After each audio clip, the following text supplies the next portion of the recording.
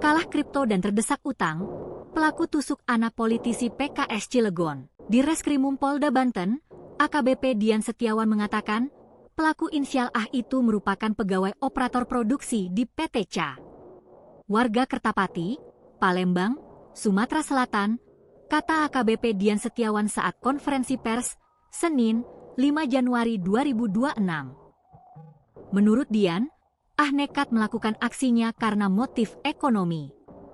Padahal Ah diketahui sedang menderita sakit kanker stadium 2. Dia sebelumnya sempat bermain saham kripto modal awal 400 juta rupiah dari tabungan bersama dengan istri, dapat untung 4 miliar rupiah, kata AKBP Dian. Namun rupanya Ah yang serakah itu merasa tidak puas dengan hasil yang sudah ia dapatkan. Karena belum puas kemudian dimainkan lagi sehingga kalah, ujarnya. Bahkan karena sudah dirasuki keserakahan, ia nekat meminjam uang kemana-mana untuk bermain kripto lagi. Pinjam uang di Bank Mandiri 700 juta rupiah, Koperasi Kantor 70 juta rupiah, pinjol 50 juta rupiah. Tujuan untuk main kripto lagi, tapi kalah lagi, kata Dian. Ia juga mengungkap kalau pelaku Ah menderita penyakit kanker.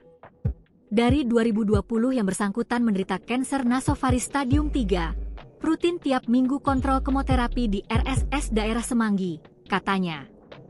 Hal itu, kata dia, mendorong pelaku untuk melakukan tindakan pidana.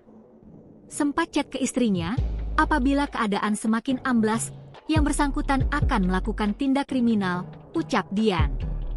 Namun saat itu sang istri menjawab, astagfirullah. Ini chat pada 16 pagi pukul 9 sebelum kejadian di BBS yakni pada pukul 13, kata AKBP Dian Setiawan lagi. Rupanya pelaku melakukan aksinya secara acak ke rumah-rumah di kawasan elit. Kalah kripto dan terdesak utang, pelaku tusuk anak politisi PKS Cilegon. Di Reskrimum Polda Banten, AKBP Dian Setiawan mengatakan, pelaku inisial Ah itu merupakan pegawai operator produksi di PT CA. Warga Kertapati, Palembang, Sumatera Selatan, kata AKBP Dian Setiawan saat konferensi pers, Senin, 5 Januari 2026. Menurut Dian, Ah nekat melakukan aksinya karena